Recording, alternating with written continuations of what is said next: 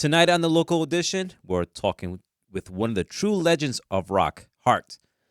Fronted by sisters Ann and Nancy Wilson, Heart has been shaping the sound of music for 5 decades, with timeless anthems like Barracuda, Magic Man, and Alone.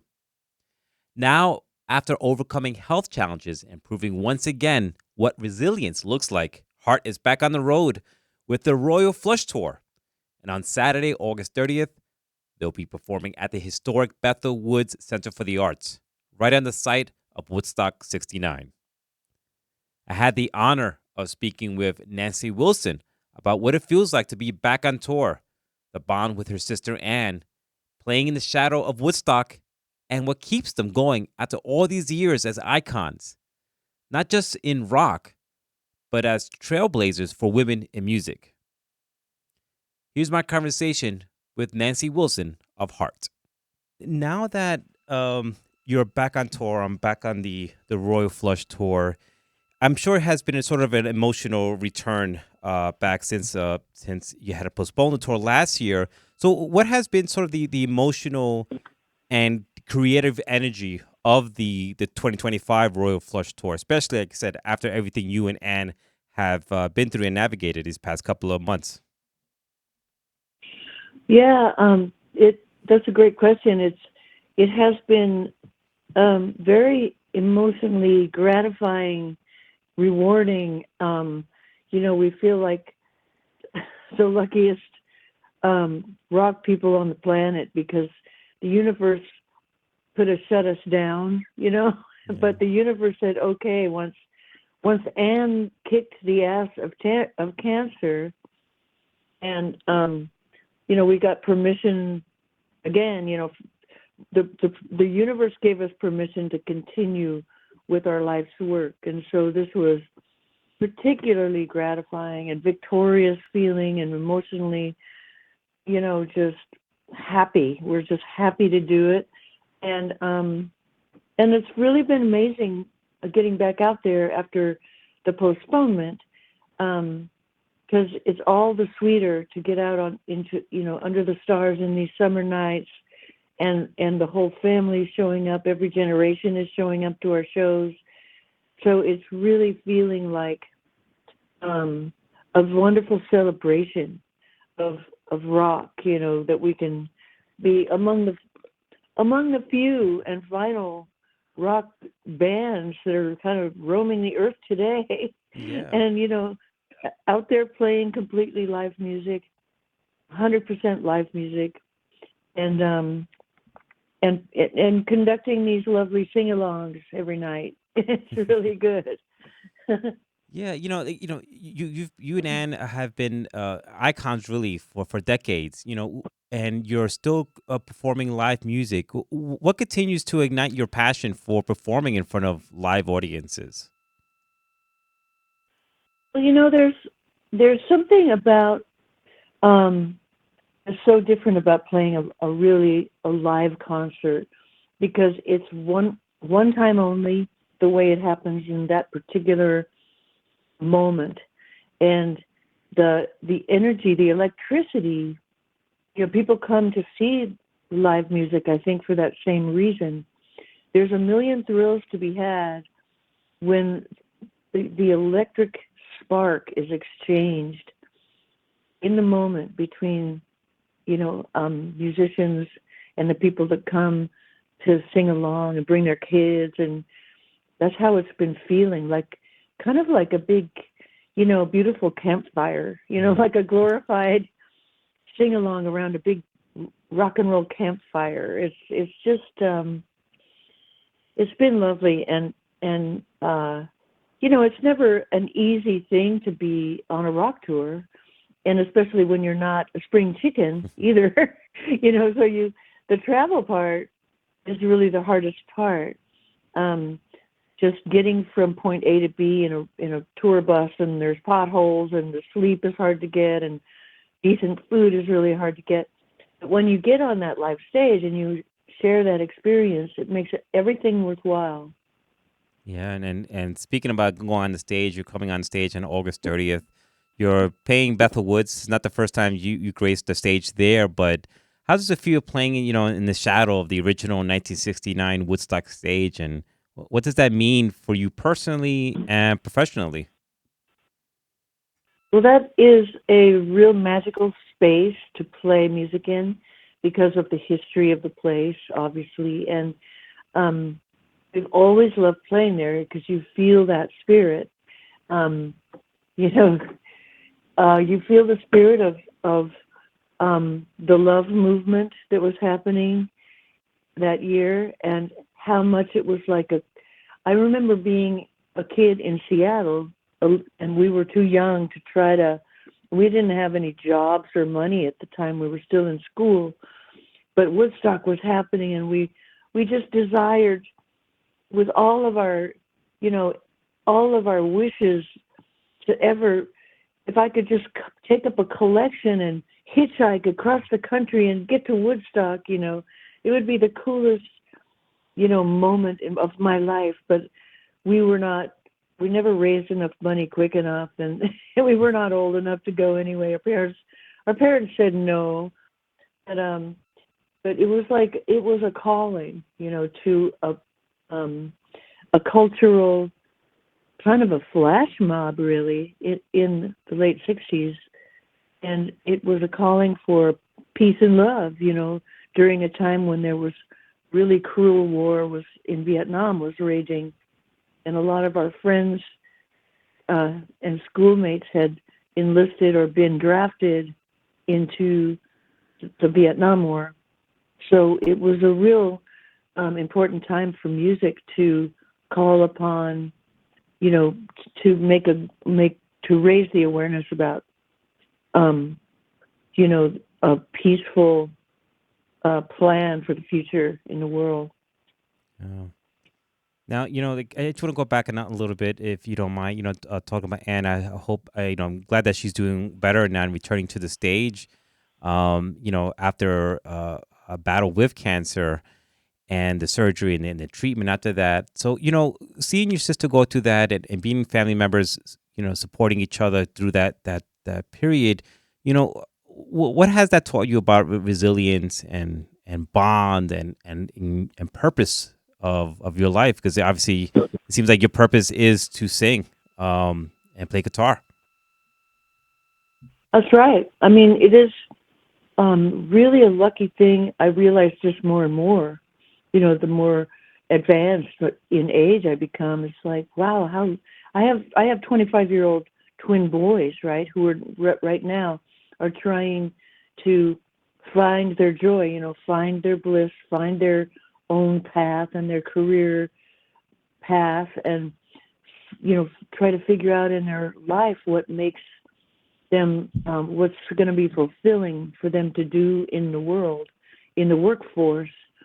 And being as young as I was, and me and Ann both were getting started in music so young, it was it was a calling, and Ann had this give God given talent of voice, and I had this burning desire to become proficient on the guitar from 9 years old, and so it was like the course was set, and I feel so completely grateful, you know, blessed and lucky to have had that direction from such a young age and know what we wanted to do, and we were able to actually get out there, become the competent musicians at an early age, do all of the 10,000 hours, that it takes to become confident to begin with,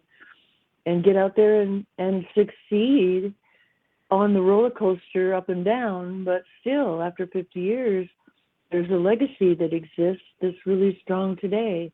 And the songs are really the hallmark of any music organization, any rock band out there, any band that people love. It's really for the songs. The songs are the things that last longer than we last. They're bigger than we are. So it's cool. Like, you see so many bands that are not even original members that are out there, or just even tribute bands that get a lot of business because the songs are so important to people's lives. They're the soundtrack, to people's lives. And they are also healing. They help people heal and get through the hardships of our lives. And songs are there for us in that way. So it's just a joyful time in heart for this legacy to be out, like I said, just sharing the magic. Yeah, and Hart has been such a powerful force, not just in rock, but in really, I think, paving the way for women in music. Now, looking back, what does it mean to you to be considered, an icon for women who wanted to step into the space that's, often and still is a lot of times dominated by men?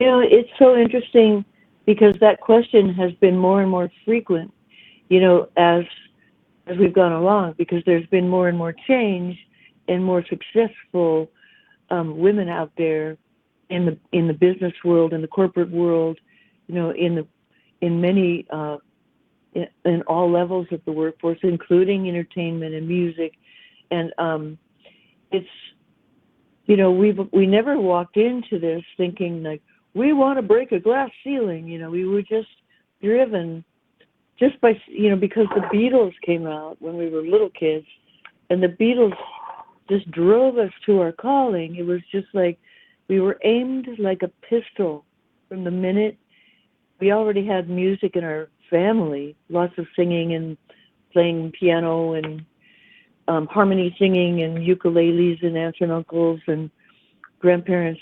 So we had all the gifts given to us in musical family to walk, just to go straight into music with. And the calling was loud and clear. And but the fact that we were women didn't even register in our minds at the beginning. We were just little kids, so we had no sexual identity to conform to at the beginning. So we just went ahead like the military brats that we are. We just joined forces and took no prisoners.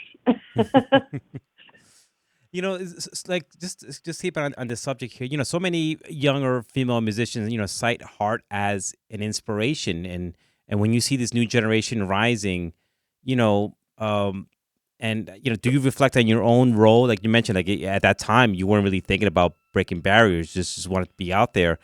But what advice would you Yeah. offer the young female artists of today? Yeah. Well, my standard reply is I'd turn back if I were you because there's lions and tigers and bears out there in the wilds of the music industry, the entertainment industry, unless you are burning up with the desire to go ahead and sacrifice all kinds of stuff you're probably not even thought of before, like how to raise a family and have a career where you travel for your career, how to navigate that, how to balance the work and the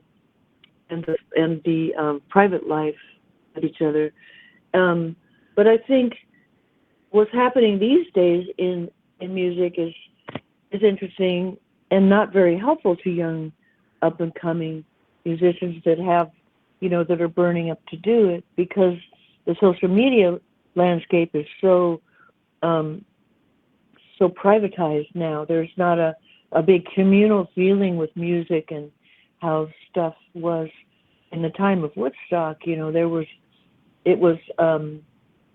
a flash mob mentality almost every time a new Beatle album came out, or you would line up for Led Zeppelin. Never did any promotion.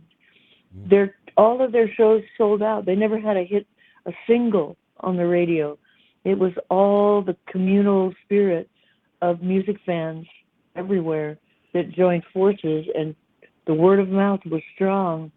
It was a groundswell. It was not even underground. It was a cultural flash mob. And now everybody is so kind of stuck in their own, devices in their own screens, Mm. their own individual screens and devices that they're looking at, that they're all separate. Everyone's more isolated. There's no kind of communal spirit surrounding, the enjoyment and the sharing of music now. So what I've got going on is to try to help with that for great young musicians coming up is a road case management company where I'm trying to help get visibility around a couple of these young new artists that are really competent, really, really talented. And you probably got a link to the road case management company I'm talking about, or you should have got a link for some of our young artists you can mention if you want to mention. Oh, definitely. I definitely will mention it towards the end of the interview when I do an outro. That's great Awesome, that awesome. you are actively out there, encouraging and supporting young artists. Yes, Mm. because it's harder than ever, I think.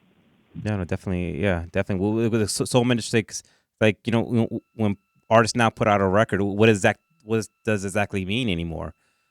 Because of social Yes, media, but that's because right. of You have to streaming. kind of, yeah, everyone's in their own private silo and they like what they like. Um, and it's really hard to get the word out at all, for anybody to share. Unless that's the last remnant of really, you know, getting the word out on these young new artists. Yeah.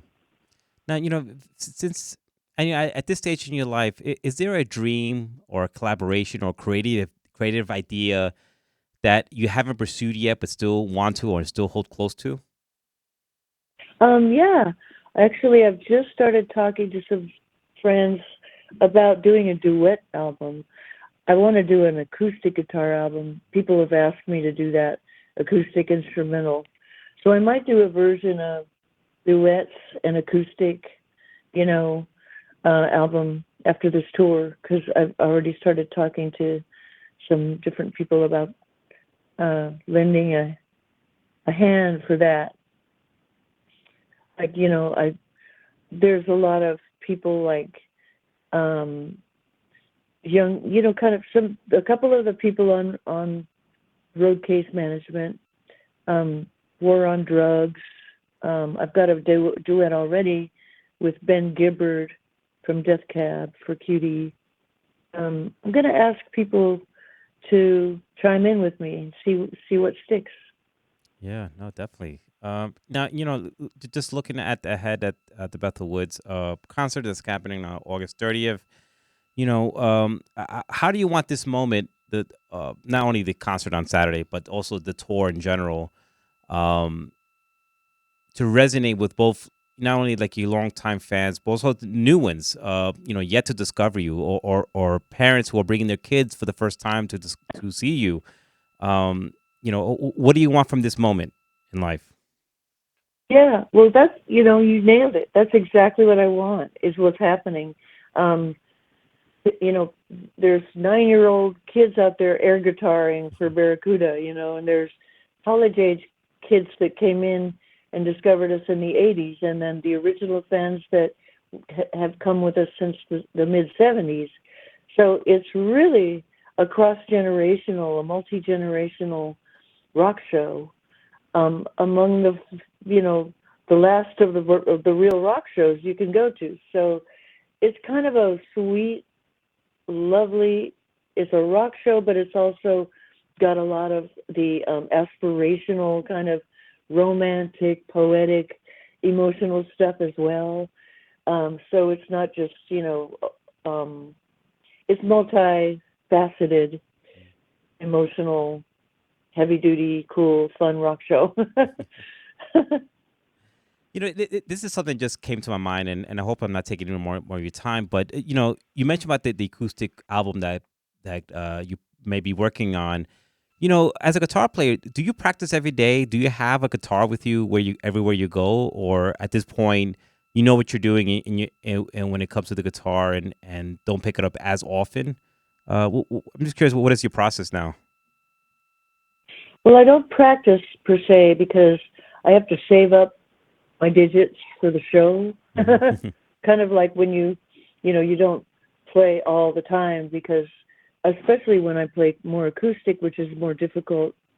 It's a lot more of a effort to play acoustic than it is to play electric guitar. And I play both, but I'm known for acoustic, so it's something to kind of save up for. But I have a lot of ideas, a lot of acoustic um, instrumental ideas and song ideas. When I'm between tours, I have a studio at my house, and I like to tinker a lot with guitar just for fun, but mainly for creative writing and Yeah. stuff. Never practicing. Yeah. Right. Well, Nancy, you said the Heart concert is this Saturday at Bethel Woods. The Return of the Royal Flush Tour happening this Saturday. It goes all the way to the end of the year. Nancy, is there anything else I haven't talked about that you would like our listeners to know about? No, I think we really covered a lot in a pretty short time. Yeah, thank you. Really appreciate you getting the word out there, and yeah, Well, it's gonna be fun. yeah, no, definitely is, and I look forward to the concert. And just to say, Nancy, it's been an honor to talk to you. I've been a fan for many years. It's just really Oh, an honor to just talk to me is rock royalty. So I do really appreciate this oh, thank conversation. you, thank you so much. I really appreciate that. Well, Yeah, we try. We try harder. yeah, you're doing a We great get out job. there. We do. So, Yeah, and it's fantastic thank to see you that so much. Anne's doing well and she's back out on stage, doing what she I loves, know doing what you both love together. it is. So it's It's a special. beautiful thing to be able to be doing that right now. Yeah. Yeah, well, great. Take good care of yourself and see you out there. Yep. See you out there. Thank you so much, Nancy. Appreciate it. Okay. Bye bye. Thank you, Patricio. Bye.